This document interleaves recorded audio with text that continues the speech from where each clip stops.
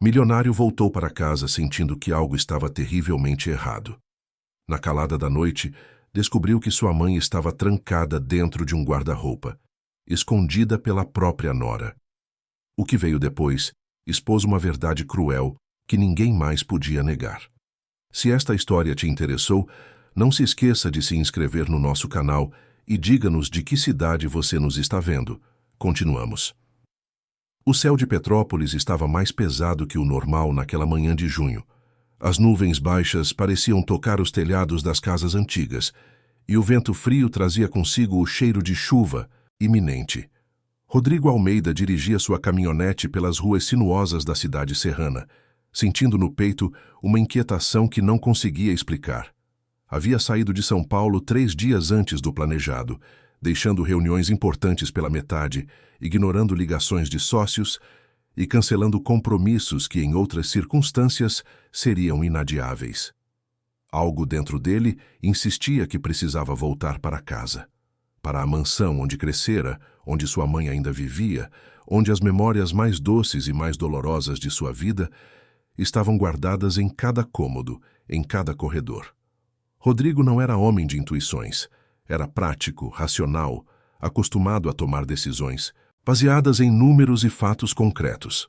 Porém, nos últimos dias, uma sensação incômoda o perseguia como uma sombra.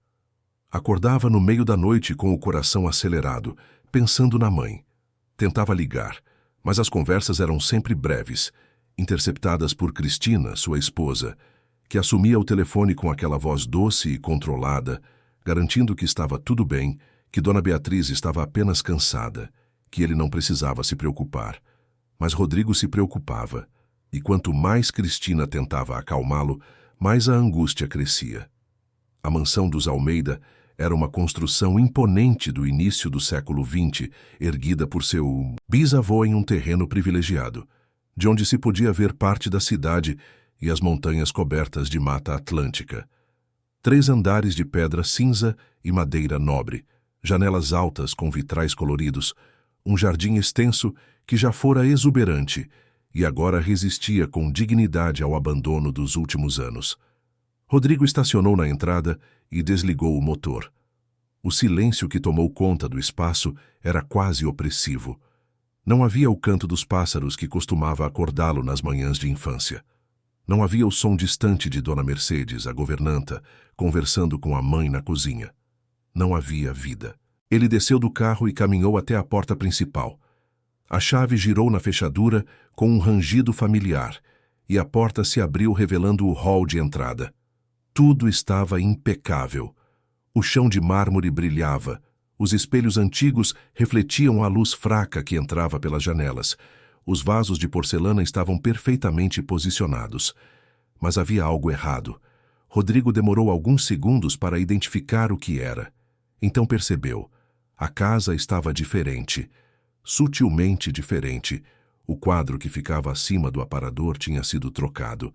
Antes, ali pendia um retrato a óleo de seus avós, pintado nos anos 50. Agora havia uma tela abstrata moderna, toda em tons de cinza e preto. O tapete persa que cobria o centro do hall tinha desaparecido, substituído por um modelo geométrico contemporâneo. As fotografias antigas que enfeitavam a mesa de canto não estavam mais lá. Rodrigo sentiu um aperto no peito. Não era a primeira vez que Cristina reorganizava a casa. Desde que se casaram 3 anos atrás, ela vinha promovendo o que chamava de renovação necessária. Dizia que a mansão era linda, mas precisava de toques modernos, de atualização, de vida nova. No começo, ele até concordara. Afinal, a casa estava parada no tempo, cheia de móveis antigos e objetos que acumulavam pó. Mas agora, olhando ao redor, Rodrigo percebia que não se tratava apenas de renovação. Era apagamento. Cada mudança eliminava um pedaço da história da família. E ele, imerso no trabalho, ausente por meses seguidos, permitira que isso acontecesse. Uma voz o tirou dos pensamentos. Senhor Rodrigo. O senhor voltou. Ele se virou e viu Dona Mercedes parada no início do corredor que levava à cozinha. A governanta estava mais magra, mais curvada. Seu rosto, sempre sereno, trazia agora uma expressão de alívio misturado com apreensão. Ela enxugou as mãos no avental e se aproximou devagar, como se tivesse medo de falar alto demais. Dona Mercedes, como está a minha mãe? A pergunta saiu direta, sem rodeios. Rodrigo conhecia aquela mulher desde criança. Ela trabalhava na mansão havia mais de 40 anos. Fora como uma segunda mãe para ele, e conhecia cada segredo, cada história, cada dor daquela família. Se havia algo errado, ela saberia. Mercedes hesitou. Seus olhos se desviaram para o chão, depois para a escada que subia ao segundo andar, e finalmente voltaram para Rodrigo. Havia medo ali. Um medo que ele não estava acostumado a ver naquela mulher forte e decidida. Ela está no quarto dela, senhor Rodrigo. Não tem descido muito. Quase não sai de lá. Como assim, não tem descido? Ela está doente? Não é bem isso. É que ela tem passado mais tempo sozinha. Diz que está muito cansada. Rodrigo franziu a testa, a preocupação crescendo.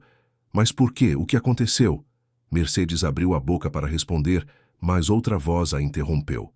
Uma voz suave, melodiosa, que ecoou pelas paredes. Rodrigo, meu amor, você chegou mais cedo do que esperávamos. Cristina Almeida descia a escadaria com a elegância de sempre.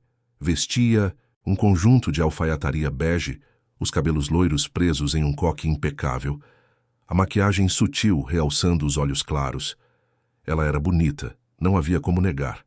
Tinha aquele tipo de beleza que chamava a atenção em qualquer lugar, uma presença que dominava os ambientes sem esforço. Quando se conheceram, Rodrigo estava perdido. Ainda carregava a dor imensa da perda de Marina, sua primeira esposa, e do filho que nunca chegara a conhecer. Cristina surgira como um alívio, uma promessa de recomeço. Alguém que parecia entender sua necessidade de seguir em frente. Mas agora, vendo-a descer as escadas com aquele sorriso, controlado, Rodrigo sentia algo diferente, uma desconfiança que não conseguia nomear. Cheguei sim. Senti que precisava estar aqui. Cristina chegou até ele e o beijou levemente no rosto. Tudo bem por aqui, querido. Você se preocupa demais. Sua mãe está apenas um pouco cansada, mas está sendo bem cuidada. Quero vê-la. Claro. Mas talvez seja melhor você tomar um banho, descansar um pouco. A viagem deve ter sido longa. Quero vê-la agora, Cristina. Houve uma pausa. Por um instante algo passou pelos olhos de Cristina. Um lampejo de irritação rapidamente disfarçado por um sorriso compreensivo. Como quiser, amor. Vou com você. Não precisa, sei onde fica o quarto da minha mãe. Rodrigo se dirigiu à escada, mas Cristina segurou seu braço com delicadeza. Rodrigo, antes de subir, preciso te contar algumas coisas. Sua mãe não está bem emocionalmente. Ela tem tido momentos de confusão, de tristeza profunda. Eu e Mercedes temos feito o possível para cuidar dela, mas você sabe como é. Às vezes, a idade e a solidão pesam.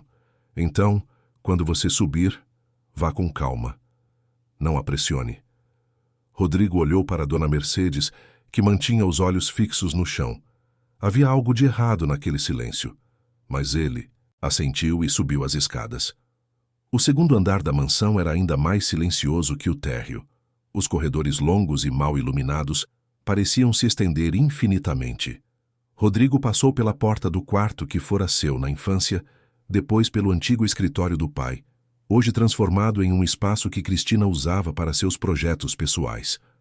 Ao final do corredor, estava a suíte de Dona Beatriz. A porta estava fechada. Ele bateu de leve. Mãe? É o Rodrigo. Posso entrar? Silêncio. Bateu novamente, agora com mais força. Mãe! Uma voz fraca, quase inaudível, respondeu do outro lado. Entre, filho.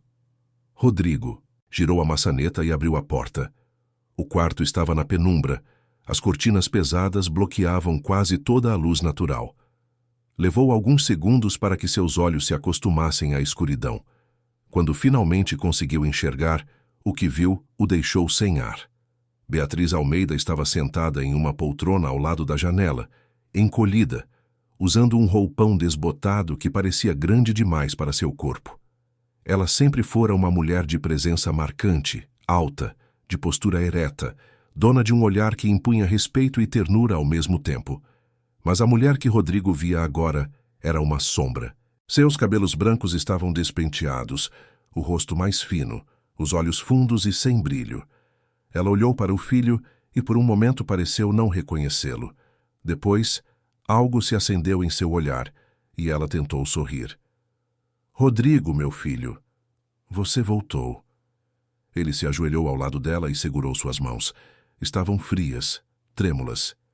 Mãe, o que está acontecendo? Por que você não desce mais? Por que está aqui trancada neste quarto? Beatriz desviou o olhar para a janela coberta. Eu estou cansada, meu filho. Muito cansada. Cansada de quê? Ela não respondeu. Apenas apertou a mão do filho com uma força surpreendente, como se quisesse lhe dizer algo que as palavras não podiam expressar. Rodrigo sentiu um nó na garganta. Algo estava profundamente errado. Mãe, você não está bem. Vou chamar um médico.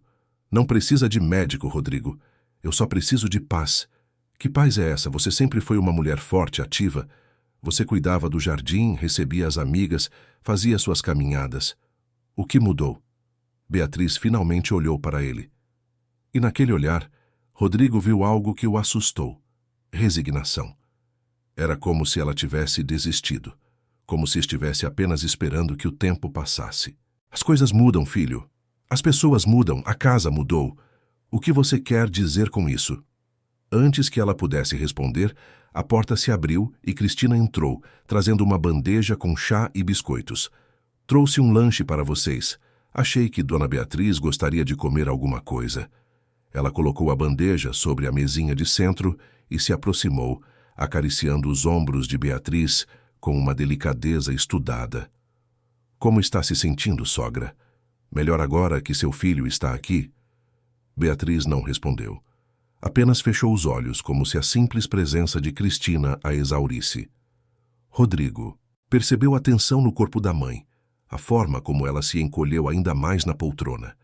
Ele se levantou e olhou para Cristina. Preciso conversar com você. Agora. Cristina sorriu, imperturbável. Claro, querido. Vamos para o nosso quarto.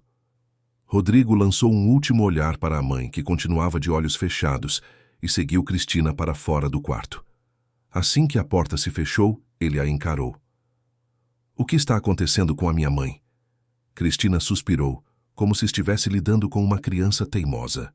Rodrigo, sua mãe está envelhecendo. É natural que ela fique mais frágil, mais introspectiva. Eu tenho feito tudo ao meu alcance para cuidar dela, mas você não está aqui na maior parte do tempo. Você viaja, trabalha, fica meses fora. Eu sou quem cuida desta casa, quem organiza tudo, quem garante que ela tenha conforto. Ela não parece confortável.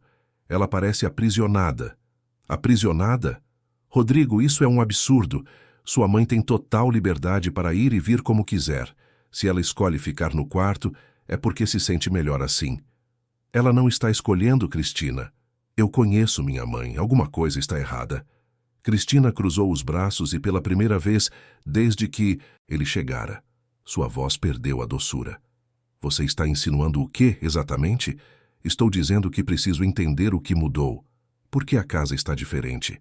Por que as fotografias antigas sumiram? Por que minha mãe está isolada? Mudei algumas coisas porque esta casa precisava de atualização. Não podemos viver eternamente no passado, Rodrigo. E quanto à sua mãe, ela está passando por um momento difícil, mas está sendo cuidada. Se você não confia em mim, talvez devesse passar mais tempo aqui. As palavras foram ditas com veneno disfarçado de razão. Cristina sabia exatamente como cutucar a culpa de Rodrigo, como fazê-lo sentir que era ele o responsável por tudo. E de certa forma ele era. Afinal, fora ele quem se ausentara, quem escolhera o trabalho como refúgio depois da tragédia, quem permitira que Cristina assumisse o controle absoluto da mansão. Mas agora, olhando para a esposa, ele percebia algo que antes ignorara. Ela não amava aquela casa. Ela a tolerava. E mais do que isso, ela queria apagá-la. Apagar a história, as memórias, tudo que remetesse ao passado. E no meio desse apagamento, sua mãe estava sendo silenciada. Vou passar mais tempo aqui, Cristina. Vou cuidar da minha mãe pessoalmente. Cristina sorriu, mas o sorriso não alcançou os olhos. Ótimo. Tenho certeza de que isso vai fazer bem a todos nós. Ela se virou e desceu as escadas, deixando Rodrigo sozinho no corredor. Ele ficou ali parado por alguns minutos, tentando processar tudo. Então decidiu que precisava conversar com Dona Mercedes. Desceu até a cozinha e a encontrou preparando o jantar, os movimentos mecânicos, o rosto fechado. Mercedes, preciso que você seja honesta comigo. O que está acontecendo com a minha mãe? A governanta parou o que estava fazendo e olhou ao redor, como se temesse ser ouvida. Senhor Rodrigo, eu não sei se devo. Você pode falar comigo, sempre pôde. Mercedes respirou fundo, as palavras saindo em um sussurro urgente. Sua mãe não está bem, senhor. E não é apenas cansaço. Desde que a senhora Cristina veio morar aqui, as coisas mudaram. No começo eram pequenas mudanças. Ela reorganizava os móveis, trocava as cortinas, dizia que estava modernizando. Dona Beatriz tentava participar, dar opinião, mas era sempre ignorada. Depois, começaram a desaparecer as fotografias, os quadros, os objetos antigos. Sua mãe ficava chateada, mas não dizia nada. Acho que ela não queria criar conflito, não queria que você se sentisse no meio de uma guerra. E agora? O que mudou agora? Agora ela quase não sai do quarto. As refeições são levadas para ela. Ela não recebe mais visitas das amigas antigas. A senhora Cristina sempre dá uma desculpa, diz que Dona Beatriz está indisposta, que não quer ver ninguém. Mas eu vejo, senhor Rodrigo. Eu vejo o olhar da sua mãe. Ela está se apagando. Rodrigo sentiu a raiva subir pelo peito. Por que você não me contou antes? Mercedes baixou os olhos, envergonhada. Tentei, senhor. Liguei para o senhor algumas vezes, mas a senhora Cristina sempre atendia, dizia que ia passar o recado. Escrevi cartas, mas nunca obtive resposta. Acho que ela interceptou. E eu tinha medo. A senhora Cristina deixou claro que se eu criasse problemas, seria demitida. E se eu for embora, quem vai cuidar de Dona Beatriz? Rodrigo colocou a mão no ombro da governanta. Você fez o que pôde, mas agora eu estou aqui. E vou descobrir o que está acontecendo. Naquela noite, Rodrigo não conseguiu dormir. Ficou deitado ao lado de Cristina, ouvindo sua respiração calma e regular, enquanto sua própria mente fervilhava de perguntas. Quando o relógio marcou 3 da manhã, ele se levantou e caminhou pelos corredores escuros da mansão. Foi até a biblioteca, um dos poucos cômodos que ainda mantinham sua essência original. Ali, entre as estantes de mogno e os livros antigos, ele se permitiu lembrar. Lembrou de Marina. Sua Marina de olhos doces e riso fácil. Ela não era rica, não vinha de família tradicional, mas tinha um coração imenso. Quando a trouxe para conhecer a mãe, Rodrigo temia que Dona Beatriz a rejeitasse, que a considerasse inadequada para o herdeiro dos Almeida. Mas aconteceu o oposto. Beatriz e Marina se conectaram imediatamente. Passavam tardes inteiras conversando no jardim, cozinhando juntas, rindo de histórias antigas. Marina trouxera vida para aquela casa, e Beatriz finalmente tinha a filha que sempre desejara. E então veio a tragédia. Marina engravidou, mas a gestação foi complicada desde o início. Houve complicações, sangramentos, internações. No dia do parto, tudo desabou. Marina e o bebê se foram, deixando um vazio que nenhuma palavra poderia preencher. Rodrigo se fechou, mergulhou no trabalho, viajou, evitou a casa, evitou a mãe, evitou tudo que pudesse lembrá-lo do que perdeu. E Beatriz, que também amava Marina como filha, se viu sozinha com sua dor. Foi nesse vazio que Cristina apareceu. Conheceram-se em um evento empresarial em São Paulo. Ela era relações públicas de uma grande corporação, eloquente, sofisticada, cheia de planos e ambições. Rodrigo se deixou envolver. Não era amor, ele sabia disso. Era conveniência, necessidade de não estar sozinho, desejo de esquecer. Quando anunciou o casamento, Dona Beatriz não disse nada. Apenas o abraçou e sussurrou: "Seja feliz, meu filho." Mas ele não foi feliz. E agora, caminhando por aquela biblioteca silenciosa, Rodrigo percebia que sua mãe também não fora. Ele puxou um dos álbuns de fotografias antigos da estante. Abriu e viu imagens de Marina, da mãe, dele próprio, todos sorrindo em dias que pareciam tão distantes. Virou as páginas e encontrou fotos do casamento com Marina, do chá de bebê que nunca chegou a acontecer, das festas de família quando a casa ainda respirava alegria. E então percebeu algo. Não havia nenhuma foto de Cristina ali. Nenhuma. Era como se ela tivesse sido inserida na história da família sem deixar rastros. Um som o tirou dos pensamentos. Era um rangido vindo do andar de cima. Rodrigo fechou o álbum e subiu as escadas devagar, tentando não fazer barulho. O som vinha do corredor do segundo andar, próximo ao quarto de Beatriz. Ele se aproximou e viu uma fresta de luz sob a porta. Alguém estava lá dentro. Rodrigo se aproximou e encostou o ouvido na porta. Ouviu vozes abafadas. Uma era de Cristina, a outra parecia ser da mãe, mas estava fraca, trêmula. Ele tentou abrir a porta, mas estava trancada. Bateu. Cristina? Mãe? O silêncio caiu instantaneamente. Depois, a voz de Cristina respondeu, serena. Rodrigo, o que você está fazendo acordado? Ouvi um barulho. Está tudo bem aí? Está sim. Sua mãe teve um pesadelo. Vim acalmá-la. Abra a porta. Pausa. Ela está dormindo agora, Rodrigo. Melhor não acordá-la. Cristina, abra essa porta. Houve o som da chave girando e a porta se abriu. Cristina estava ali de camisola, os cabelos soltos, uma expressão de aborrecimento mal disfarçada. Atrás dela, Rodrigo viu a mãe deitada na cama, de costas, imóvel. Está vendo? Ela está bem. Agora, vamos voltar para o quarto e deixá-la descansar. Rodrigo entrou no quarto e se aproximou da cama.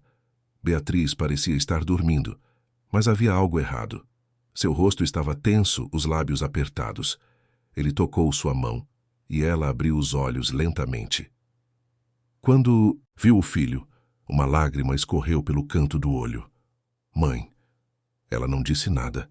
Apenas apertou a mão dele e fechou os olhos novamente. Rodrigo olhou para Cristina, que mantinha a expressão impassível. Vamos, Rodrigo. Deixe ela dormir. Ele saiu do quarto, mas algo naquela cena o incomodava profundamente. E enquanto voltava para o próprio quarto, uma certeza começava a se formar em sua mente. Ele precisava descobrir o que realmente estava acontecendo naquela casa. E precisava descobrir rápido, antes que fosse tarde demais.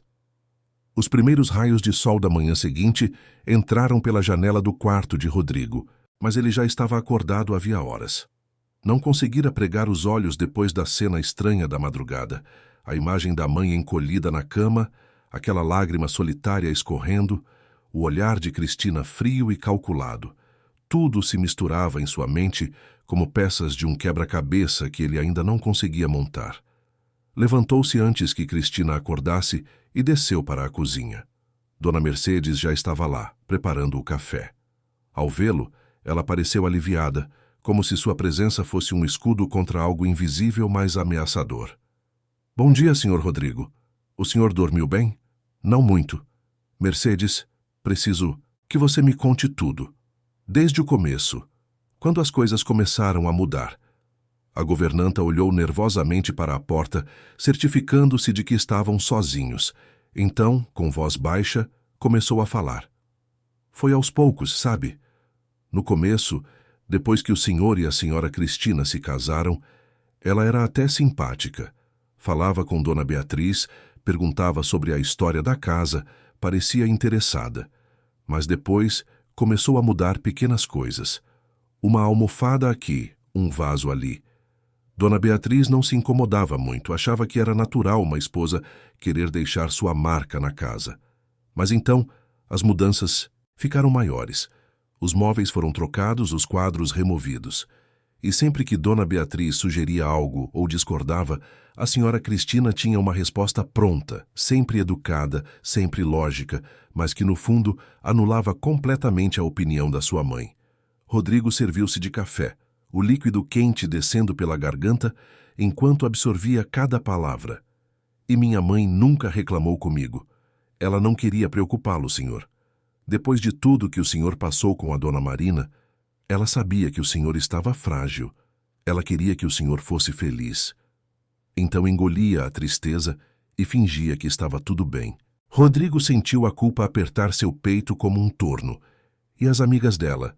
Dona Elvira, Dona Conceição, aquele grupo que sempre vinha para o chá da tarde? Mercedes suspirou. A senhora Cristina começou a desmarcar os encontros. Dizia que Dona Beatriz não estava se sentindo bem, que precisava descansar. No começo, as amigas ligavam, mandavam recados, mas depois de tantas recusas, foram parando. E Dona Beatriz foi ficando cada vez mais isolada. Ela que sempre foi tão sociável, tão alegre. Foi como se a luz dela fosse se apagando dia após dia. Um som de passos na escada fez Mercedes se calar imediatamente. Cristina apareceu na porta da cozinha, impecável mesmo recém-acordada, usando um hobby de seda branco. Bom dia. Vocês acordaram cedo. Sua voz era doce, mas havia algo nos olhos que não combinava com o tom amigável. Não consegui dormir, Rodrigo respondeu, observando-a atentamente. Fiquei pensando na minha mãe. Compreensível. Você se preocupa muito com ela. Aliás, pensei em preparar um almoço especial hoje. Talvez isso anime Dona Beatriz. Rodrigo assentiu, mas manteve a expressão neutra. Boa ideia. Vou subir para ver como ela está. Cristina abriu a boca como se fosse protestar, mas se conteve. Claro. Vou ajudar Mercedes aqui na cozinha. Rodrigo subiu as escadas lentamente, prestando atenção em cada detalhe da casa que antes passavam despercebidos. Os corredores pareciam mais frios, mais vazios. Chegou ao quarto da mãe e bateu suavemente. Mãe, posso entrar? Desta vez a resposta veio mais rápida. Entre, filho. Ele abriu a porta e encontrou Beatriz sentada na mesma poltrona, mas hoje as cortinas estavam parcialmente abertas, permitindo que a luz entrasse. Ela parecia um pouco melhor, mais presente. Bom dia, mãe. Como passou a noite? Beatriz olhou para ele com aqueles olhos cansados que já viram tanto. Melhor sabendo que você está aqui. Sente-se comigo, filho. Rodrigo puxou uma cadeira e se sentou ao lado dela. Por alguns minutos ficaram em silêncio, apenas aproveitando a companhia um do outro. Então, Beatriz começou a falar, sua voz fraca, mas determinada. Rodrigo, eu preciso te contar algo, mas você precisa me prometer que vai me ouvir até o final, sem interromper. Ele assentiu, segurando a mão dela. Eu sei que você sofreu muito com a perda da Marina e do bebê. Eu também sofri, filho. Marina era como uma filha para mim. Quando ela se foi, senti que perdi vocês dois. Você se afastou, mergulhou no trabalho e eu entendi. Cada um lida com a dor do seu jeito. Mas então você conheceu Cristina, e eu pensei que talvez fosse sua chance de ser feliz novamente. Eu queria tanto que você fosse feliz. Ela parou, respirando com dificuldade. Rodrigo esperou pacientemente. No começo, tentei gostar dela. Tentei aceitar as mudanças que ela fazia na casa. Afinal, ela era sua esposa. Tinha direito de deixar a casa do jeito dela. Mas então, percebi que não era apenas sobre decoração. Era sobre apagar. Apagar a Marina. Apagar você criança. Apagar seu pai. Apagar a mim. Cada objeto que sumia levava consigo um pedaço da nossa história. E quando tentei falar, quando tentei participar das decisões, fui ignorada. Não de forma grosseira, não. Cristina é inteligente demais para isso. Ela apenas me fazia sentir que minhas opiniões eram antiquadas, que eu não entendia o mundo moderno, que era melhor deixar nas mãos dela. Mãe, por que você não me contou? Beatriz sorriu tristemente. Porque você estava feliz, filho. Ou pelo menos parecia estar.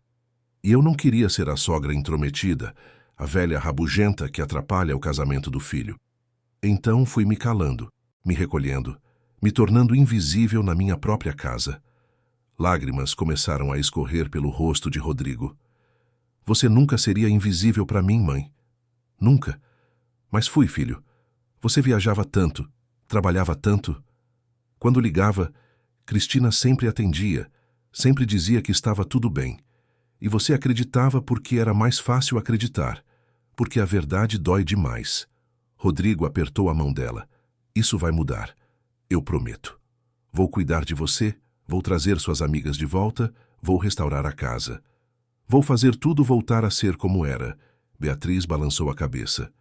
Não se trata de fazer tudo voltar a ser como era, Rodrigo. O passado já se foi. Marina se foi.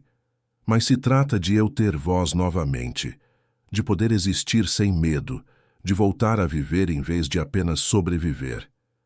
Eles ficaram conversando por mais de 1 hora.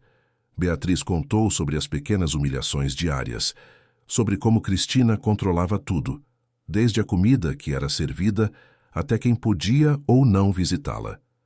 Contou sobre como se sentia prisioneira em seu próprio quarto, como tinha medo de descer e encontrar mais uma parte de sua história apagada.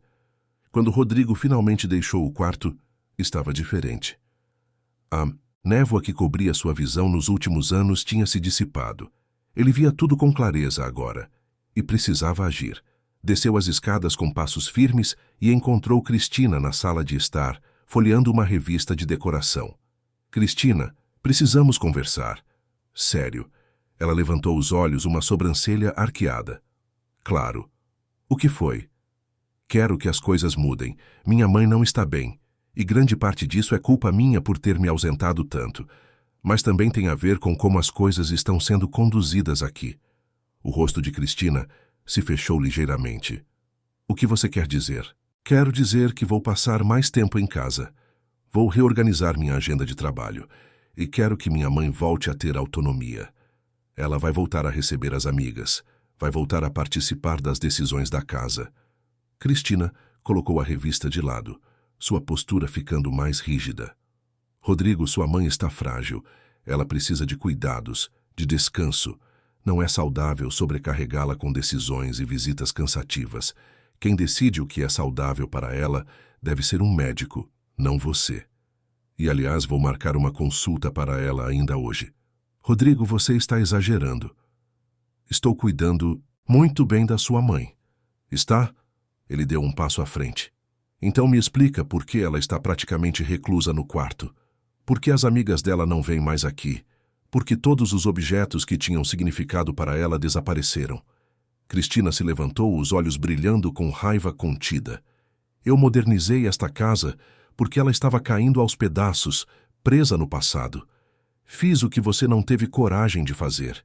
E quanto às amigas da sua mãe, elas pararam de vir porque ela mesma não queria mais recebê-las. Mas claro, agora eu sou a vilã da história. Não estou dizendo que você é vilã. Estou dizendo que as coisas vão mudar. Esta é a casa da minha mãe. E ela vai voltar a se sentir em casa aqui. Cristina deu um sorriso frio. Esta também é minha casa, Rodrigo. Sou sua esposa, ou já esqueceu? Não esqueci, mas isso não te dá o direito de apagar a história da minha família. O silêncio que se seguiu foi pesado. Cristina o encarou por longos segundos, então pegou a bolsa. Preciso sair. Tenho compromissos. Conversamos depois, quando você estiver mais calmo. Ela saiu, batendo a porta com força, suficiente para fazer os quadros na parede tremerem. Rodrigo ficou parado ali, o coração batendo acelerado. Sabia que tinha acabado de cruzar uma linha, que as coisas entre ele e Cristina nunca mais seriam as mesmas. Mas também sabia que tinha feito a coisa certa. Nos dias seguintes, Rodrigo colocou seu plano em prática com a determinação de quem finalmente enxergara a verdade. Ligou para as antigas amigas de Beatriz, explicando que ela estava melhor e adoraria recebê-las. Do outro lado da linha, Dona Elvira, a mais antiga amiga da mãe, começou a chorar. Rodrigo, meu filho, faz tanto tempo. Tentamos várias vezes, mas sempre nos diziam que Beatriz não podia receber visitas. Começamos a achar que ela não queria mais nossa companhia. Não, Dona Elvira. Minha mãe sempre quis a companhia de vocês. Houve um mal-entendido, mas agora está tudo resolvido. A senhora pode vir na sexta à tarde? A voz da senhora ficou embargada de emoção. Vou sim, querido, e vou trazer as outras também. Nós sentimos tanta falta dela. Marcou uma consulta com o Dr. Fernando, um médico de confiança da família que conhecia Beatriz havia décadas. Começou a devolver alguns dos objetos antigos que Cristina havia guardado. No sótão, descobrindo cada vez mais tesouros escondidos. Um relógio de bolso do bisavô, uma coleção de porcelanas que pertencera à avó, livros com dedicatórias emocionantes. A casa começou a respirar novamente, como se despertasse de um sono profundo. Beatriz aos poucos foi saindo do quarto, primeiro apenas para o corredor, caminhando devagar, apoiando-se nos móveis. Depois para a sala, onde sentou-se no sofá que fora de sua mãe, e ficou ali por horas, apenas sentindo a presença dos objetos familiares. Então, numa tarde ensolarada, ela desceu para o jardim. Rodrigo a observou da janela, vendo-a tocar as rosas que cresciam selvagens, acariciar as folhas das árvores centenárias, respirar fundo o ar perfumado. Era como ver uma planta ressecada, recebendo água, depois de uma longa e cruel seca. Ela ainda estava frágil, as pernas trêmulas, o corpo magro, mas havia vida em seus olhos novamente. Aquele brilho que ele lembrava da infância estava voltando, tímido ainda, mas presente. Certa manhã, Beatriz acordou mais cedo e surpreendeu Mercedes na cozinha. Mercedes, querida, hoje vou fazer o bolo de fubá. Aquele que o Rodrigo sempre adorou. A governanta quase derrubou a xícara que segurava. Dona Beatriz, a senhora tem certeza? Faz tanto tempo. Tenho sim, preciso voltar a fazer as coisas que gosto. E já faz tempo demais que não cozinho nesta casa. As duas passaram a manhã na cozinha, e o cheiro do bolo assando se espalhou pela mansão como um abraço caloroso. Rodrigo desceu atraído pelo aroma e encontrou a mãe com as mãos sujas de farinha, sorrindo de um jeito que ele não via há anos. Esse cheiro é o seu bolo favorito, filho. Achei que estava na hora de resgatar algumas tradições. Ele a abraçou, sentindo pela primeira vez em muito tempo que talvez as coisas pudessem realmente melhorar. Cristina, por outro lado, ficou cada vez mais distante e hostil. Passava longos períodos fora de casa, dizia que tinha reuniões de trabalho, projetos urgentes, compromissos inadiáveis. Quando estava em casa, mantinha uma cordialidade gelada, falando apenas o necessário.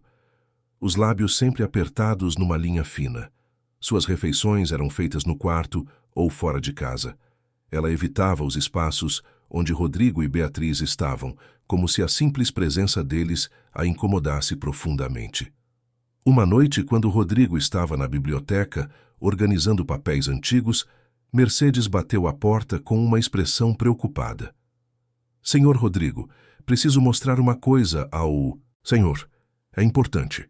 Ela o levou até um pequeno cômodo nos fundos da casa, um antigo quarto de costura que ninguém mais usava havia anos. A porta rangia ao abrir, revelando um espaço empoeirado e esquecido.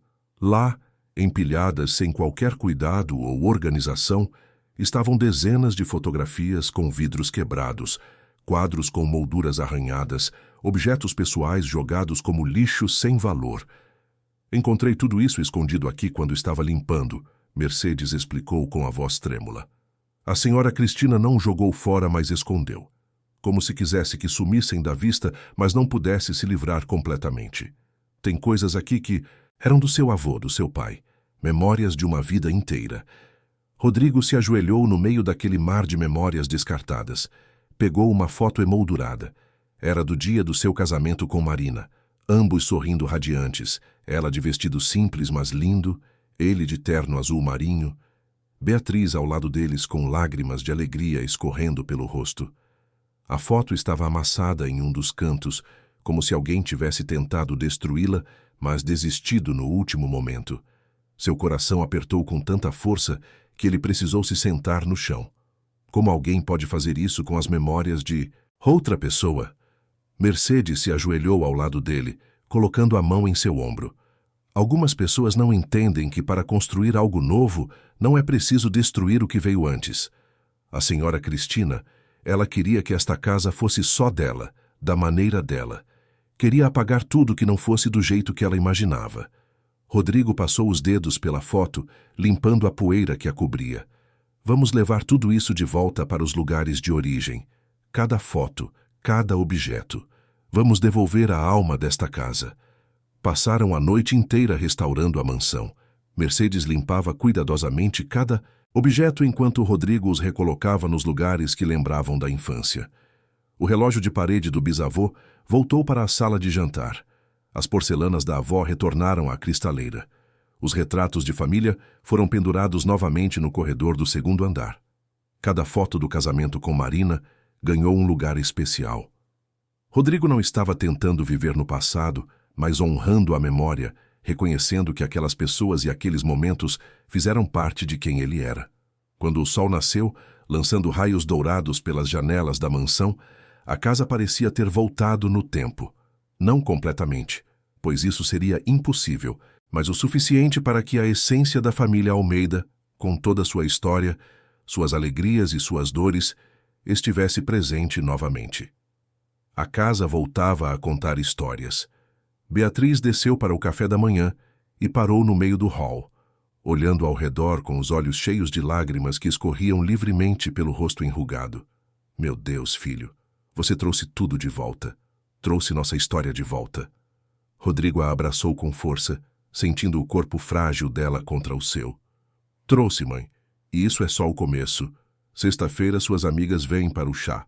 E na semana que vem, vamos ao médico fazer um check-up completo. Beatriz segurou o rosto do filho com as duas mãos, olhando fundo em seus olhos. Obrigada, meu filho. Obrigada por me ver novamente, por me fazer existir de novo.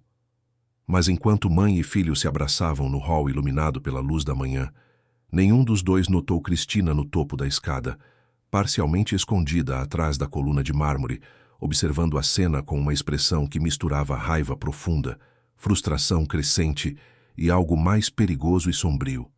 Seus dedos se cravavam na palma das mãos com tanta força que deixavam marcas. Ela havia perdido o controle que tanto trabalhou para conquistar. Cada movimento calculado, durante 3 anos agora desfeito em questão de dias. E pessoas como Cristina, acostumadas a manipular e controlar, não aceitavam perder sem lutar. Não aceitavam simplesmente desistir e seguir em frente. Se não podia ter o controle, ninguém mais teria. E foi naquele momento, vendo mãe e filho unidos novamente, que algo escuro e definitivo se formou em sua mente. Na sexta-feira, como prometido, as amigas de Beatriz chegaram para o chá. Dona Elvira foi a primeira, trazendo um bolo de laranja que era a especialidade da casa dela. Dona Conceição veio logo atrás com um buquê de flores do jardim. Dona Mariana, a mais jovem do grupo, trouxe uma caixa de chocolates belgas. Todas se abraçaram e choraram ao ver Beatriz, comentando como ela estava mais magra, mas com os olhos mais vivos. Beatriz, querida, sentimos tanto a sua falta, Dona Elvira disse, segurando as mãos da amiga. Eu também senti falta de vocês, mais do que podem imaginar. Elas se acomodaram na sala de estar, onde Mercedes havia preparado uma mesa linda com a porcelana antiga da família. O chá foi servido em xícaras, delicadas, e pela primeira vez em anos a casa se encheu de risadas femininas, de histórias antigas sendo recontadas, de amizade verdadeira sendo recelebrada. Rodrigo observava de longe, sentindo o coração aquecido. Mas também notou como Cristina passava pelos corredores como uma sombra, sempre com uma expressão fechada, nunca se juntando ao grupo, recusando os convites educados das senhoras para participar da conversa. Naquela noite, depois que as amigas foram embora e Beatriz subiu para o quarto exausta, mais feliz, Rodrigo procurou Cristina. Ela estava no escritório, mexendo no computador. Cristina, precisamos conversar sobre nós. Ela não desviou os olhos. Da tela. O que tem para conversar? Tem tudo. Nosso casamento está desmoronando. Você sabe disso. Cristina finalmente olhou para ele, os olhos frios como gelo. Está desmoronando porque você escolheu sua mãe em vez de mim. Não se trata de escolher entre vocês. Se trata de fazer o que é certo. Minha mãe estava sendo silenciada, apagada. Eu não podia mais ignorar isso. E eu... Ela levantou-se, a voz subindo. Eu que cuidei desta casa, que organizei tudo, que tentei trazer ordem para este lugar preso no tempo. Eu não conto? Você conta, Cristina, mas não do jeito que você imagina. Você não pode apagar a história de uma família para construir a sua própria versão do que deveria ser um lar. Cristina deu uma risada amarga. Engraçado. Você nunca reclamou antes. Na verdade, você mal estava aqui para notar qualquer coisa. Sempre viajando, sempre no trabalho, sempre ausente.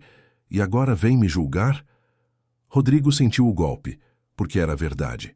Ele tinha sido ausente, tinha se refugiado no trabalho, tinha permitido que tudo isso acontecesse. Mas isso não justificava o que Cristina fizera. Você tem razão, eu fui ausente. E isso foi um erro que estou tentando corrigir. Mas o que você fez com minha mãe, com esta casa, não pode ser justificado pela minha ausência. O silêncio entre eles era denso, carregado de anos de não ditos, de ressentimentos acumulados, de um casamento que talvez nunca devesse ter acontecido. Eu acho que precisamos pensar seriamente sobre o nosso futuro, Rodrigo disse finalmente. Cristina olhou para ele longamente, então assentiu. Talvez sim. Talvez este casamento tenha sido um erro desde o começo.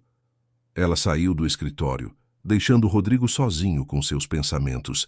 Ele sabia que um divórcio era inevitável, mas também sabia que com Cristina nada seria simples. Ela não aceitaria perder, sem tentar recuperar o controle de alguma forma. Nos dias que se seguiram, foram tensos como corda prestes a arrebentar. Cristina e Rodrigo mal se falavam, comunicando-se apenas através de frases curtas, necessárias, carregadas de hostilidade mal disfarçada. Ela passava cada vez mais tempo fora de casa, saindo logo cedo e voltando tarde da noite, sempre com desculpas vagas sobre compromissos profissionais e reuniões inadiáveis. Trancava-se no quarto de hóspedes que agora ocupava, e Rodrigo podia ouvir seus passos nervosos pelo chão de madeira nas madrugadas insones.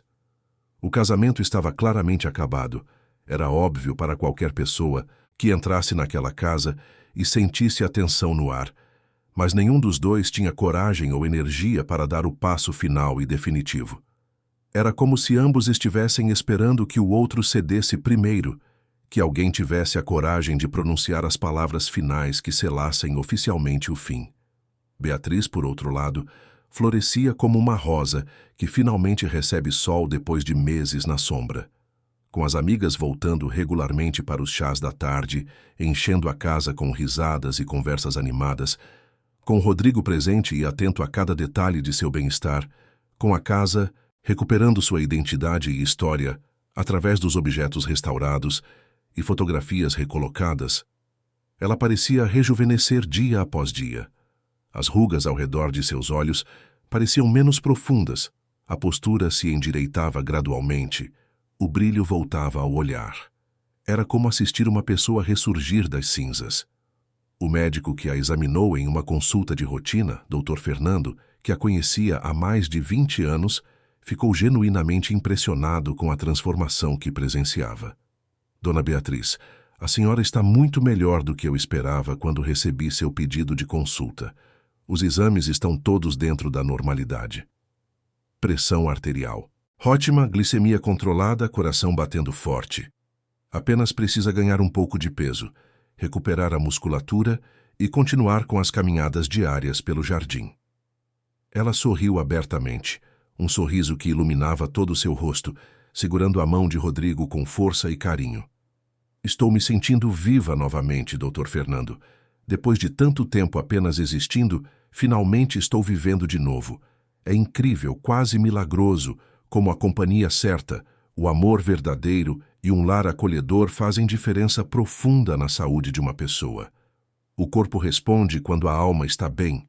Numa terça-feira chuvosa, com o céu cinza e pesado sobre Petrópolis, Rodrigo estava no escritório organizando documentos quando recebeu uma ligação de um número desconhecido.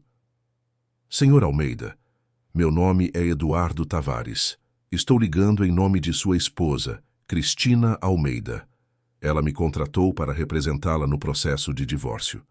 Rodrigo suspirou profundamente, fechando os olhos. Era esperado, era inevitável, mas ainda assim, doía reconhecer o fim oficial de algo em que ele tinha investido esperanças, por menores que fossem.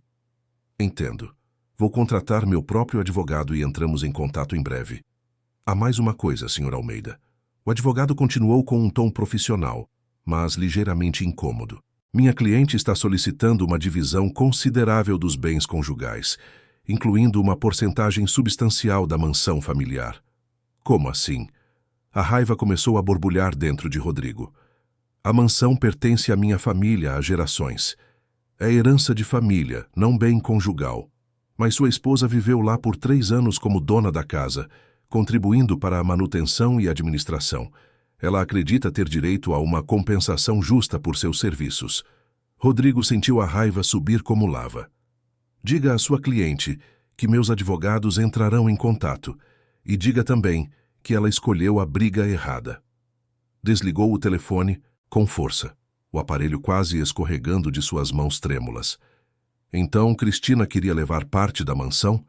Depois de tudo que ela fizera, do sofrimento que causara, ainda tinha a audácia de querer arrancar um pedaço da herança familiar? Ele precisava conversar com Dona Mercedes.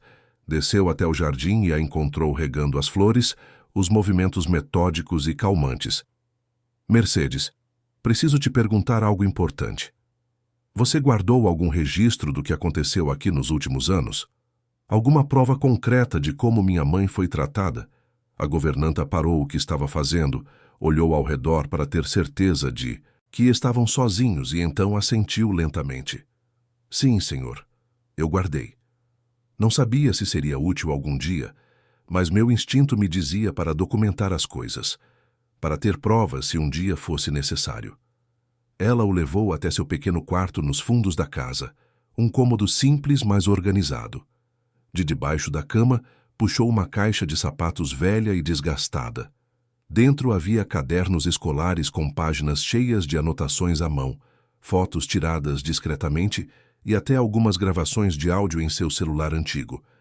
Comecei a anotar as coisas quando percebi que a situação estava piorando, que não era apenas questão de personalidades diferentes. Mercedes explicou com voz baixa.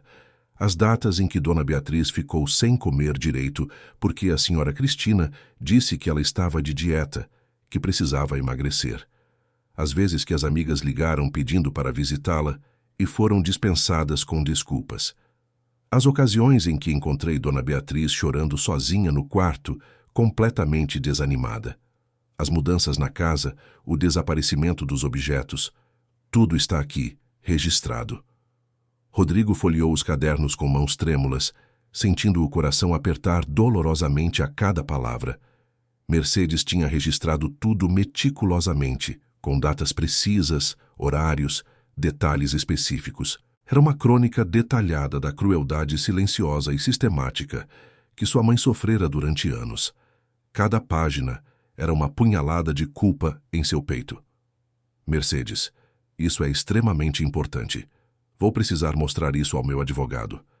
Você está disposta a testemunhar se for necessário? Faça o que precisa fazer, senhor. Eu só queria proteger Dona Beatriz. Ela não merecia nada disso. Naquela noite, depois que a chuva parou e as estrelas começaram a aparecer timidamente, Rodrigo procurou a mãe. Ela estava na varanda dos fundos embrulhada em um xale de lã, observando as estrelas como costumava fazer quando ele era criança. Mãe, preciso te falar sobre o divórcio. Beatriz assentiu como se já soubesse, como se estivesse esperando aquela conversa. Cristina quer parte da casa, não quer? Sua voz era calma, resignada. Como você sabe? Porque é o que pessoas como ela fazem, filho. Elas não conseguem simplesmente partir e recomeçar. Precisam levar algo, arrancar algo, deixar uma cicatriz permanente. Rodrigo se sentou ao lado dela na cadeira de vime. Não vou deixar. Esta casa é sua, é minha, é da nossa família. Ela não vai levar nada daqui. Tenho certeza disso. Beatriz pegou na mão do filho com suas mãos finas e frias. Só tenha cuidado, Rodrigo. Cristina é inteligente e vingativa. Quando pessoas assim perdem o controle, quando sentem que estão sendo derrotadas, elas fazem de tudo para causar o máximo de dano possível. Não se trata mais de ganhar, mas de destruir. Nos dias seguintes, o clima na mansão ficou ainda mais pesado e sufocante. Cristina sabia que Rodrigo havia contratado advogados e que a batalha legal estava apenas começando. Ela circulava pela casa como um fantasma hostil, os olhos sempre frios como gelo, os movimentos calculados e precisos. Não gritava, não fazia escândalos abertos. Era pior que isso. Ela simplesmente existia ali como uma presença ameaçadora, uma tempestade prestes a explodir. Uma manhã de sábado, Rodrigo acordou com um barulho estranho vindo do andar de baixo. Eram vozes alteradas, ecoando pelos corredores. Vestiu-se rapidamente e desceu correndo, o coração batendo forte. No hall, encontrou Cristina discutindo com Mercedes. A governanta estava pálida, segurando seu avental com as mãos trêmulas. Beatriz estava na escada, pálida, observando a cena. O que está acontecendo aqui? Cristina se virou para ele, os olhos brilhando de raiva pura. Estou demitindo esta funcionária. Ela não trabalha mais nesta casa. Quero que saia imediatamente. Você não tem autoridade para isso, Rodrigo respondeu firmemente. Não tenho. Sou a dona desta casa tanto quanto você. Não. Você é minha esposa, ou melhor, minha futura ex-esposa. Mercedes trabalha para a minha família há mais de 40 anos. Você não vai demiti-la. Cristina deu um passo à frente, invadindo o espaço pessoal dele. Ela te deu aqueles cadernos, não foi? Aquelas anotações mentirosas criadas para me prejudicar. Não são mentiras. São fatos documentados que mostram exatamente o que você fez. O rosto de Cristina se contorceu de raiva. Vocês vão se arrepender. Todos vocês. Acham que podem me expulsar assim, sem consequências? Ninguém está te expulsando, Cristina. Mas este casamento acabou. Você precisa aceitar isso. Ela olhou para ele, para Mercedes, para Beatriz. Então, com um movimento brusco, pegou sua bolsa e saiu batendo a porta. Beatriz desceu as escadas tremendo. Ela está perdendo o controle, filho. Isso é perigoso. Vou garantir que ela não faça mais nada. Mas mesmo dizendo isso, Rodrigo sentia inquietação crescente. Naquela tarde, organizando papéis no escritório, encontrou algo perturbador. Documentos que ele nunca tinha visto. Procurações, transferências bancárias, contratos, todos assinados por ele, mas ele não se lembrava. Olhou mais, de perto. As assinaturas eram dele, mas ligeiramente diferentes. Então percebeu. Eram falsificações. Cristina tinha falsificado sua assinatura em diversos documentos ao longo dos anos. Ligou imediatamente para seu advogado. Dr. Paulo, encontrei algo grave. Cristina falsificou minha assinatura em vários documentos. Isso é muito sério, Rodrigo. Falsificação é crime. Vou precisar ver esses documentos hoje. Quando a noite caiu, Mercedes preparou jantar. Rodrigo, Beatriz e ela se sentaram à mesa, mas ninguém tinha apetite. Onde será que ela está? Beatriz perguntou preocupada. Não sei, mas amanhã vou à polícia. Mas naquela noite, por volta das 2 da manhã, Rodrigo foi acordado por um cheiro estranho. Fumaça. Levantou-se num salto. O corredor estava cheio de névoa cinzenta. Fogo. A casa estava pegando fogo. Mãe! Mercedes! Gritou correndo. Bateu na porta de Beatriz. Estava trancada. Começou a chutar desesperado. Mãe, tem fogo na casa. Rodrigo, a porta está trancada. Ele chutou até a fechadura ceder. Beatriz estava na cama, tossindo. Pegou-a no colo e saiu correndo. Passou pelo quarto de Mercedes. Mercedes, saia! Fogo! Os três desceram as escadas correndo. A fumaça vinha do escritório. Chegaram ao jardim, tossindo. Rodrigo ligou para os bombeiros. Então, olhando para a casa, viu uma figura do outro lado do jardim. Era Cristina observando a mansão queimar. Você fez isso? Gritou avançando.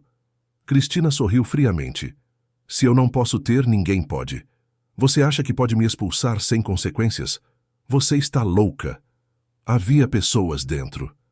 Mas todos saíram, que sorte. Rodrigo agarrou o celular e começou a gravar. Você confessou incêndio criminoso. Isso é tentativa de homicídio. O sorriso de Cristina vacilou. Ela percebeu o erro. Deu passos para trás e começou a correr, desaparecendo na escuridão. Os bombeiros chegaram e controlaram o fogo. O escritório foi destruído, parte da biblioteca danificada, mas salvaram a mansão. Rodrigo mostrou a gravação à polícia. Um mandado foi emitido. Cristina foi encontrada 2 horas depois, tentando pegar um ônibus. Foi presa e levada à delegacia. Nos dias seguintes, a verdade completa veio à tona. As falsificações, o isolamento de Beatriz, o incêndio criminoso. Cristina foi indiciada por múltiplos crimes. Perdeu tudo. Rodrigo e Beatriz começaram a reparar os danos. Era simbólico. Reconstruíam não apenas a casa, mas suas próprias vidas. Uma tarde, supervisionando obras, Rodrigo viu a mãe no jardim conversando com amigas. Ela sorria. Naquele momento, ele soube que tinham vencido. Não contra Cristina, mas contra o silêncio, contra o esquecimento. Beatriz percebeu o filho olhando e acenou. Ele acenou de volta, sentindo que estava exatamente onde deveria estar. A primeira luz da manhã entrou pela janela do quarto, onde Marcelo havia passado mais uma noite em claro. Desta vez, porém, não era a inquietação que o mantinha acordado, mas o planejamento. Havia muito a ser feito, e cada decisão precisava ser tomada com cuidado. A gravação de Amélia era poderosa, mas como Viviane havia mencionado, gravações sem consentimento tinham limitações legais. Precisava de mais. Precisava de provas concretas, de documentos, de testemunhos que pudessem não apenas expor Viviane, mas também levar à investigação do Dr. Freitas. Logo cedo, enquanto Helena ainda dormia o sono reparador de quem finalmente se sentia segura em sua própria casa, Marcelo desceu para o escritório e começou a organizar tudo o que havia encontrado. O testamento falsificado, a procuração questionável, os frascos de medicamentos com dosagens excessivas, o diário de Marina com suas últimas anotações preocupadas sobre o parto. Fotografou tudo, fez cópias, organizou em pastas. Estava construindo um caso. Amélia apareceu com café fresco e pão quentinho. Ela também parecia diferente. Havia um peso que havia sido tirado de seus ombros, uma leveza em seus movimentos. Pela primeira vez em meses, ela não estava andando nas pontas dos pés, com medo de ser ouvida ou repreendida. Seu Marcelo, a dona Helena está acordando, ela está pedindo por você. Ele subiu as escadas rapidamente e encontrou sua mãe sentada na cama, os travesseiros arrumados às suas costas, uma expressão em seu rosto que ele não via há anos. Não era apenas alívio, era determinação. Bom dia, mãe. Dormiu bem? Melhor do que tenho dormido em muito tempo, ela respondeu. E sua voz estava mais firme, mais presente. Marcelo, precisamos conversar sobre o que vamos fazer agora. Ele se sentou ao lado dela na cama. Eu já comecei a organizar tudo. Vou procurar um advogado hoje mesmo. Alguém especializado em direito de família e em casos criminais também. Precisamos questionar aquela procuração, aquele testamento. E precisamos abrir uma investigação sobre o que aconteceu com Marina. Helena segurou a mão do filho, seus olhos marejados, mas firmes. Eu deveria ter lutado mais. Quando Viviane começou a me isolar, a me medicar, eu deveria ter resistido com mais força. Mas estava tão cansada, Marcelo, tão cansada da dor, da solidão. Depois que perdemos Marina e o bebê, algo em mim também morreu. E quando você se afastou, quando mergulhou no trabalho e me deixou aqui sozinha, eu simplesmente desisti. Mãe, você não tem culpa de nada disso. Eu é que deveria ter estado presente. Deveria ter visto o que estava acontecendo. Nós dois falhamos um com o outro, mas agora temos a chance de consertar isso. E eu quero fazer mais do que apenas me recuperar, Marcelo. Eu quero justiça. Por Marina, por aquele bebê inocente, por nós. Naquele momento, Marcelo viu a mulher forte que sua mãe sempre fora. A matriarca que comandava. Aquela casa com amor e firmeza, que criara um filho sozinha após enviuvar. Que construíra pontes entre gerações. Ela estava voltando, e dessa vez ele não a deixaria sozinha. Os dias que se seguiram foram intensos. Marcelo contratou Ana Paula Mendes, uma advogada respeitada em São Paulo, conhecida por sua atuação em casos complexos de família e por não ter medo de enfrentar adversários poderosos. Quando ela ouviu a história toda, viu as provas coletadas e escutou a gravação, seus olhos brilharam com a determinação de quem sabia estar diante de um caso que poderia mudar vidas. Isso é grave, ela disse, sentada na sala da mansão, seus documentos espalhados sobre a mesa. Muito grave. A falsificação de documentos, a medicação inadequada, tudo isso já seria suficiente para processos cíveis e possivelmente criminais. Mas se conseguirmos provar que houve negligência médica intencional no caso de sua primeira esposa, estamos falando de homicídio. O Dr. Freitas pode perder a licença médica, pode ser preso. E Viviane? Marcelo perguntou. Se provarmos que ela estava ciente e que participou ativamente do planejamento, ela também pode ser indiciada como cúmplice. Mas precisamos ser cuidadosos. Pessoas assim costumam ter advogados igualmente hábeis e vão lutar com tudo. Eu não me importo com quanto tempo leve ou quanto custe. Quero justiça. Ana Paula assentiu. Então vamos começar. Primeiro, vamos requerer a invalidação da procuração e do testamento. Vou precisar que Dona Helena faça um exame médico completo, com médicos de minha confiança, para documentar o estado em que ela se encontra após a medicação excessiva. Também vamos precisar exumar o processo do parto de Marina, requisitar os registros médicos completos, contratar peritos para analisar se houve erro médico. Helena, que estava sentada em sua poltrona favorita, uma que Viviane havia tentado remover, mas que Amélia havia escondido no sótão e agora estava de volta à sala, falou com voz firme. Façam o que for necessário. Eu não tenho medo de enfrentar isso. Por Marina, por meu neto, eu farei qualquer coisa.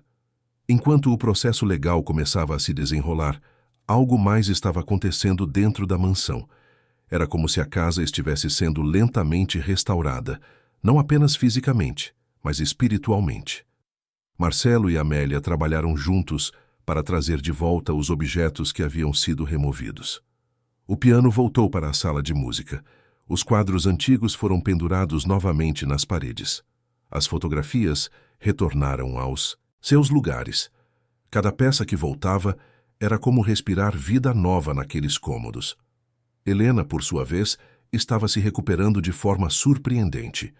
Sem a medicação excessiva, sua mente estava cada vez mais clara. Começou a sair do quarto, a caminhar pelo jardim, a retomar pequenas atividades que amava.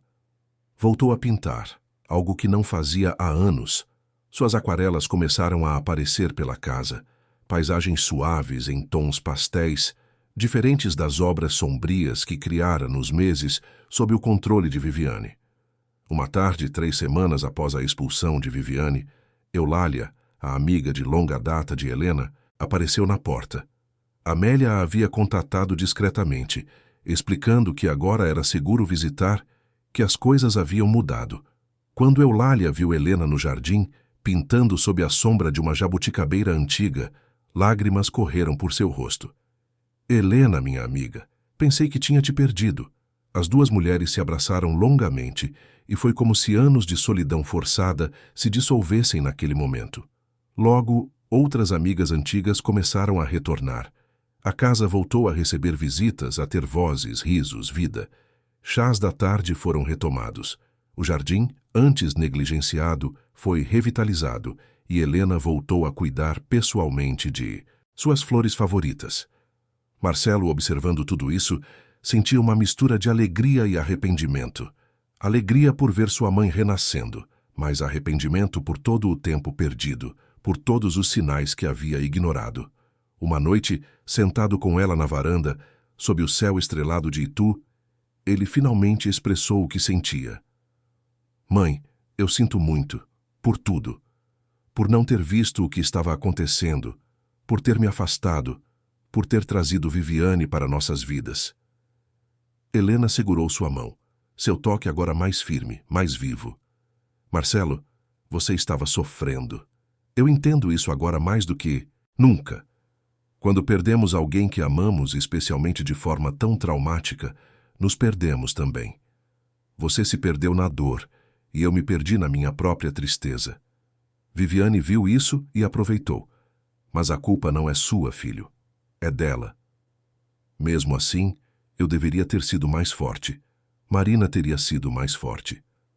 Marina era especial, Helena disse, sua voz suave, mas cheia de emoção. Ela iluminava esta casa. E sim, ela teria visto através de Viviane imediatamente. Mas Marina não está mais aqui, Marcelo. E por mais doloroso que seja, precisamos aceitar isso e continuar. Não por obrigação, mas porque é o que ela teria querido. Às vezes me pergunto se terei forças para amar de novo. De verdade. Depois de Marina, depois de Viviane, depois de tudo. Você terá. Quando for o momento certo, quando encontrar alguém que realmente mereça seu coração. Mas não tenha pressa. Cure-se primeiro. Aprenda a viver novamente. E quando o amor chegar, você saberá. Aquela conversa marcou uma virada para Marcelo. Ele percebeu que estava preso não apenas ao passado, mas também ao medo. Medo de sentir, medo de se conectar, medo de ser vulnerável novamente. Mas observando sua mãe, que havia passado por tanto e ainda assim estava encontrando forças para viver plenamente, ele começou a entender que a verdadeira coragem não estava em evitar a dor, mas em escolher viver apesar dela. Enquanto isso, a investigação avançava. Ana Paula havia conseguido os registros médicos do parto de Marina e peritos estavam analisando cada detalhe. As descobertas eram perturbadoras. Havia inconsistências nos procedimentos adotados, decisões médicas questionáveis, uma pressa inexplicável em realizar a cesárea quando não havia indicação clara para tal. O relatório pericial concluiu que havia fortes indícios de negligência médica e possivelmente algo mais sinistro. O Conselho Regional de Medicina abriu uma investigação contra o Dr. Freitas. Pacientes antigos começaram a aparecer, relatando situações estranhas, medicações inadequadas, procedimentos duvidosos. Um padrão começou a emergir, o padrão de um médico que colocava interesses pessoais acima do bem-estar de seus pacientes. Viviane, ao saber da investigação, tentou uma última cartada. Apareceu na mansão sem aviso, exigindo entrar, dizendo que ainda tinha direitos como esposa de Marcelo. Mas encontrou as portas trancadas e Marcelo do outro lado, firme em sua decisão. Você não tem mais poder aqui, Viviane. Já dei entrada com o pedido de divórcio. Já questionei todos os documentos que você forjou. E a investigação sobre Marina está em andamento. Se você for inteligente, vai cooperar com as autoridades. É a única chance que tem de conseguir alguma leniência. Eu não fiz nada de errado, ela gritou. Mas havia desespero em sua voz agora. Não mais a frieza calculista de antes. Você está destruindo minha vida por causa de suposições, de teorias conspiratórias de uma velha confusa e um homem que não consegue superar o passado. Minha mãe não está confusa. Ela está mais lúcida do que esteve nos últimos meses, justamente porque não está mais sob sua influência. E seus remédios. E eu não estou preso ao passado. Estou finalmente enfrentando algo que deveria ter feito há muito tempo. Viviane tentou mais uma vez. Marcelo, por favor, podemos resolver isso entre nós. Não precisa envolver advogados, polícia. Eu vou embora. Você fica com tudo, apenas não me destrua. Mas Marcelo havia aprendido. Havia aprendido que algumas pessoas não merecem segundas chances, que compaixão não pode ser confundida com fraqueza, que justiça, às vezes, exige firmeza. Se você realmente não fez nada de errado, como diz, então não tem com o que se preocupar. A investigação vai esclarecer tudo. Mas, se fez, e sabemos que fez, então vai pagar pelo que causou. Agora saia da minha propriedade. Ela foi embora, e aquela foi a última vez que Marcelo a viu pessoalmente. O processo de divórcio prosseguiu, com Viviane contestando tudo, tentando ganhar tempo, mas eventualmente aceitando um acordo que lhe dava muito pouco do que havia planejado originalmente. A procuração foi invalidada, o testamento falsificado foi anulado. E a investigação criminal contra ela e o Dr. Freitas continuava lenta, mas inexorável. Meses se passaram. O outono chegou, trazendo consigo uma mudança nas cores do jardim, folhas douradas e alaranjadas cobrindo os caminhos de pedra. A mansão, agora livre da atmosfera pesada que a havia dominado, respirava com vida nova. Helena estava completamente recuperada, voltando a ser a mulher vibrante que sempre fora. Havia até começado a dar aulas de pintura para crianças da comunidade, trazendo para a casa uma energia jovem e alegre. Marcelo havia reorganizado sua vida profissional. Não abandonou o trabalho, mas estabeleceu limites mais saudáveis.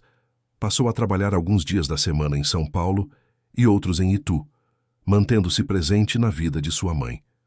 Começou também a fazer terapia, algo que havia resistido por anos, mas que agora reconhecia como essencial para processar tudo o que havia vivido. Foi durante uma dessas sessões de terapia que ele finalmente chorou de verdade por Marina.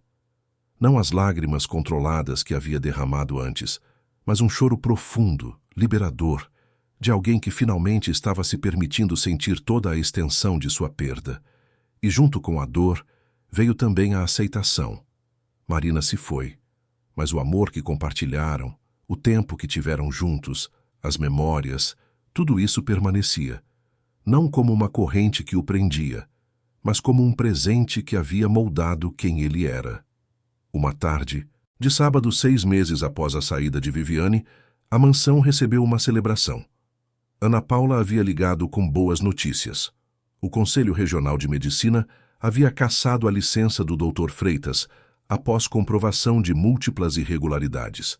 Ele estava sendo processado criminalmente por negligência médica no caso de Marina e outros pacientes.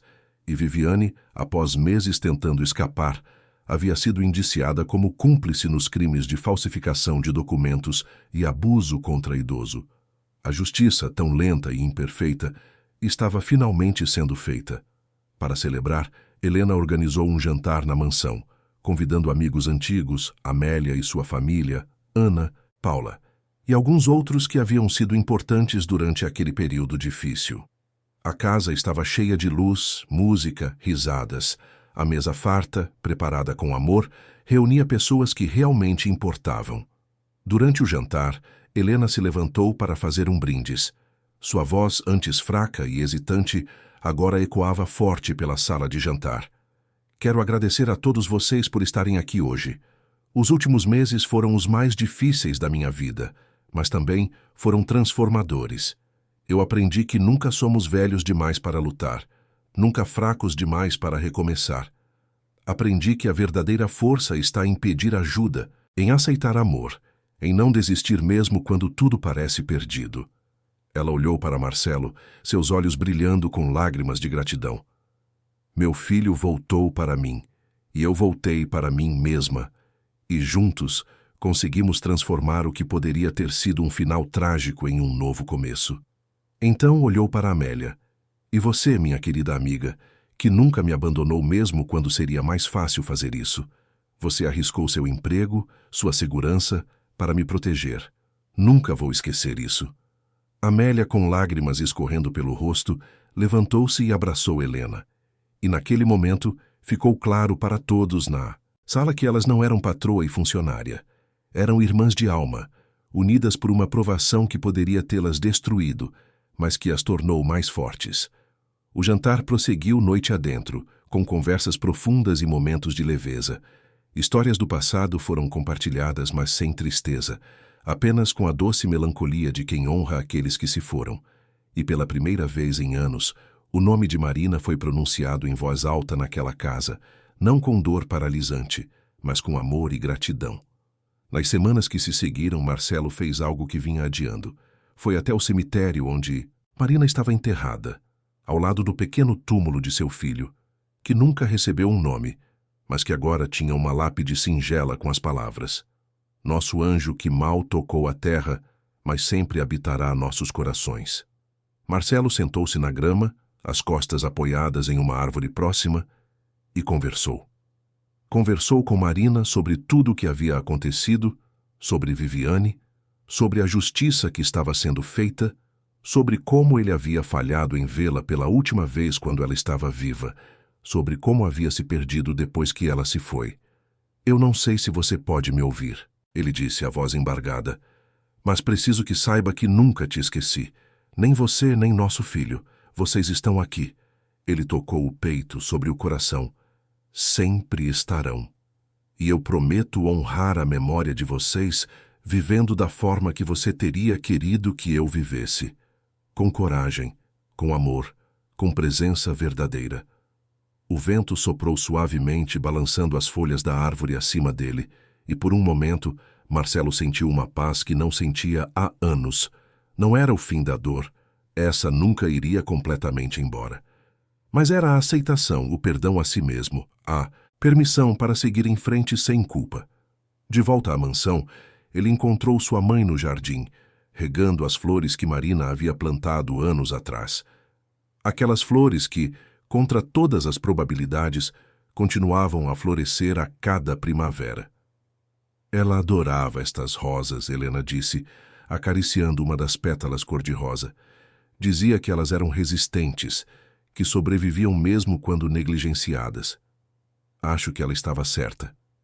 Marcelo se juntou a ela no cuidado com o jardim. Não disse nada.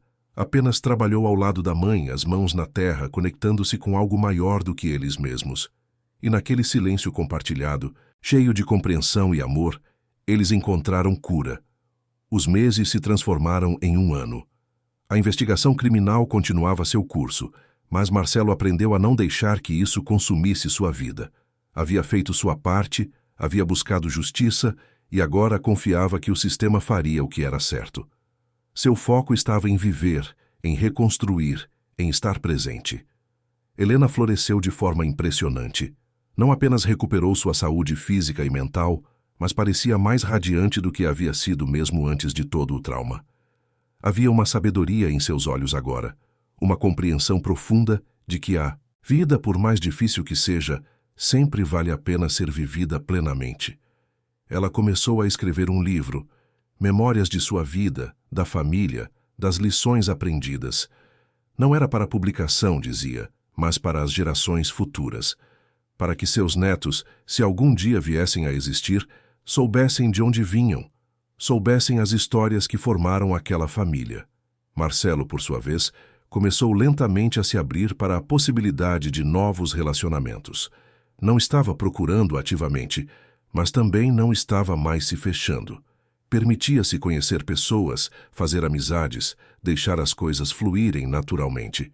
Foi em uma exposição de arte em São Paulo que ele conheceu Beatriz. Ela era curadora de um pequeno museu, apaixonada por arte brasileira contemporânea, com um riso contagiante e uma forma descomplicada de ver a vida. Não houve amor à primeira vista, não houve drama. Apenas uma conexão tranquila, uma conversa que fluía naturalmente, um interesse mútuo genuíno. Eles começaram a se encontrar ocasionalmente, sem pressão, sem expectativas. Marcelo contou a ela sobre Marina, sobre tudo o que havia acontecido, e Beatriz ouviu sem julgamento, com empatia genuína. Ela não tentou competir com uma memória, não tentou apagar o passado. Apenas aceitou que aquilo era parte de quem Marcelo era. E lentamente, muito lentamente, Marcelo sentiu algo que pensou que nunca mais sentiria. Esperança em um futuro que incluísse amor, companheirismo, talvez até família. Não era igual ao que teve com Marina, era diferente, mais maduro, mais consciente. Mas era real, e era bom. Quando finalmente levou Beatriz para conhecer Helena, meses depois de começarem a se ver, ele estava nervoso.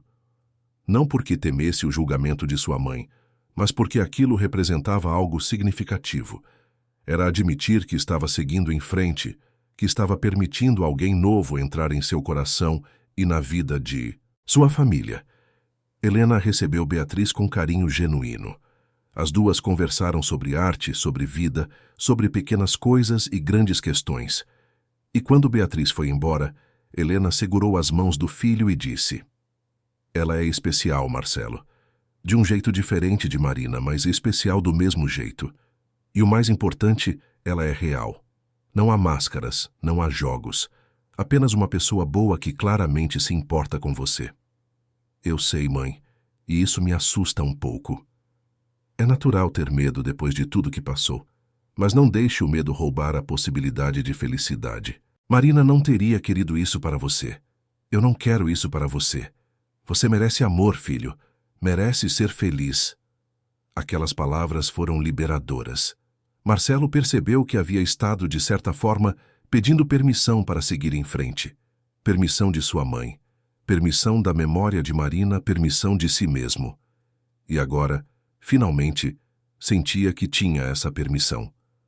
2 anos após aquele dia fatídico em que retornou à mansão e descobriu a verdade sobre Viviane, Marcelo estava em pé no jardim, observando sua mãe dar uma aula de pintura para um grupo de crianças da comunidade. Seus risos enchiam o ar, e Helena parecia mais jovem do que seus 74 anos. Amélia estava na cozinha preparando biscoitos para as crianças, cantarolando uma música antiga. A mansão estava viva novamente, não como era antes, porque era impossível voltar no tempo, mas viva de uma forma nova, mais consciente, mais intencional. Cada cômodo havia recuperado sua alma, cada parede contava histórias, cada fotografia honrava uma memória. Beatriz estava ao lado de Marcelo, sua mão entrelaçada na dele. Eles haviam ficado noivos recentemente, uma decisão tomada sem pressa, mas com certeza. O casamento seria simples, na própria mansão, apenas com pessoas próximas. E desta vez, Marcelo sabia exatamente o que estava fazendo. Sabia quem estava ao seu lado. É bonito ver sua mãe assim, Beatriz disse, apertando sua mão. Tão cheia de vida. É um milagre, Marcelo respondeu. Podia ter terminado tão diferente. Se eu não tivesse voltado quando voltei, se Amélia não tivesse tido coragem de gravar aquela conversa, se minha mãe não tivesse encontrado forças para lutar. Mas você voltou. Amélia teve coragem. Sua mãe lutou. E agora vocês estão aqui, vivos, juntos, isso é o que importa. Marcelo a puxou para um abraço, sentindo gratidão por tudo que havia passado, por mais doloroso que tenha sido, porque aquela dor havia ensinado lições essenciais. Havia ensinado sobre presença, sobre não dar como garantido às pessoas que amamos. Havia ensinado sobre coragem, sobre a importância de enfrentar verdades difíceis. Havia ensinado sobre perdão, especialmente o perdão a si mesmo, e havia ensinado que a vida, mesmo após as maiores tragédias, continua, e que temos a escolha de como vivê-la. Podemos nos trancar em guarda-roupas emocionais, nos isolar em nossa dor, permitir que outros controlem nossa narrativa. Ou podemos lutar, podemos buscar ajuda, podemos escolher viver plenamente, honrando aqueles que perdemos ao vivermos da melhor forma possível. Naquela tarde dourada, com o sol começando a se pôr sobre os jardins de Itu, Marcelo olhou ao redor e sentiu algo que não sentia há muito tempo: contentamento. Não a felicidade superficial de quem ignora problemas, mas o contentamento profundo de quem enfrentou seus demônios, buscou justiça, cuidou dos seus, e agora podia finalmente descansar, sabendo que havia feito o que era certo. A mansão, que quase se tornou um túmulo para sua mãe, era agora novamente um lar. Um lar cheio de luz, de amor, de memórias honradas e futuros, promissores. As portas estavam abertas, as cortinas afastadas, as flores florescendo. E em algum lugar, Marcelo gostava de pensar. Marina sorria. Sorria ao ver que a casa que ela tanto amara estava viva novamente. Sorria ao ver Helena forte e radiante. Sorria ao ver Marcelo finalmente em paz. Finalmente capaz de amar novamente. Finalmente vivendo em vez de apenas existindo. A justiça havia sido feita. Viviane estava cumprindo pena por seus crimes. O Dr. Freitas nunca mais praticaria medicina. Os documentos falsificados foram anulados. A verdade havia vencido. Mas mais importante do que a justiça legal era a justiça emocional que havia sido alcançada. O perdão, a cura, a reconexão. A restauração não apenas de uma casa, mas de uma família, de vidas, de propósitos. Enquanto o sol se punha completamente e as primeiras estrelas começavam a aparecer no céu de Itu, Marcelo fez uma última promessa silenciosa. Promessa de nunca mais se ausentar, de nunca mais dar como garantido as bênçãos que tinha, de viver cada dia com intenção e presença. A vida havia lhe dado uma segunda chance, e desta vez ele não a desperdiçaria. A mansão, com todas as suas histórias, todas as suas dores e alegrias, continuaria de pé. Gerações futuras caminhariam por seus corredores, plantariam flores em seus jardins, amariam em seus quartos, viveriam suas próprias histórias. E talvez, apenas talvez, quando essas futuras gerações perguntassem sobre o passado, alguém contaria a história de Helena. A história de uma mulher que foi silenciada, isolada, quase destruída, mas que encontrou forças para lutar. A história de um filho que esteve ausente, mas que voltou a tempo. A história de uma funcionária leal que se tornou heroína. A história de justiça, de verdade, de amor que vence mesmo as mais sombrias manipulações. E essa história seria um lembrete. Um lembrete de que nunca é tarde para lutar. Nunca é tarde para buscar a verdade. Nunca é tarde para escolher a vida sobre a resignação. Porque no final, o que nos define não são as tragédias que enfrentamos, mas como escolhemos responder a elas. E Marcelo, Helena e todos aqueles que os amavam haviam escolhido responder com coragem, com amor, com uma determinação inabalável de que a luz sempre venceria a escuridão. E assim, enquanto a noite cobria a mansão de Itu com seu manto de estrelas, dentro daquelas paredes antigas havia apenas paz. A paz de quem lutou a boa luta, de quem buscou e encontrou justiça, de quem aprendeu que o verdadeiro lar não é apenas um lugar, mas as pessoas que o habitam e o amor que o preenche. A história de Marcelo e Helena, que começou com dor e quase terminou em tragédia, havia encontrado seu final verdadeiro. Não um final de conto de fadas onde tudo é perfeito, mas um final real, onde as feridas ainda existem, mas estão cicatrizando, onde as memórias dolorosas coexistem com novas alegrias, onde a vida continua em toda sua complexidade e beleza. E isso, no final das contas, era tudo o que importava. Fim da história. Queridos ouvintes, esperamos que a história de Marcelo, Helena e da luta contra a manipulação de Viviane tenha tocado profundamente o coração de vocês. Se você se emocionou com a força de Helena, com a coragem de Amélia, com a jornada de cura de Marcelo, deixe seu like, inscreva-se no canal e conte nos comentários qual momento mais te marcou. Esta história nos lembra de algo essencial. Nunca é tarde para lutar por quem amamos. Nunca é tarde para buscar a verdade. E nunca devemos subestimar o poder da presença verdadeira na vida daqueles que importam. Todos os dias, trazemos histórias intensas como essa, que revelam o lado mais profundo da alma humana, que nos fazem refletir sobre nossas próprias vidas e escolhas. Histórias que não apenas entretêm, mas que transformam, que ensinam, que nos lembram de sermos mais atentos, mais presentes, mais corajosos. Te esperamos no próximo episódio com mais uma narrativa que vai emocionar e inspirar. Até lá, cuide de quem você ama e nunca deixe de lutar pelo que é certo.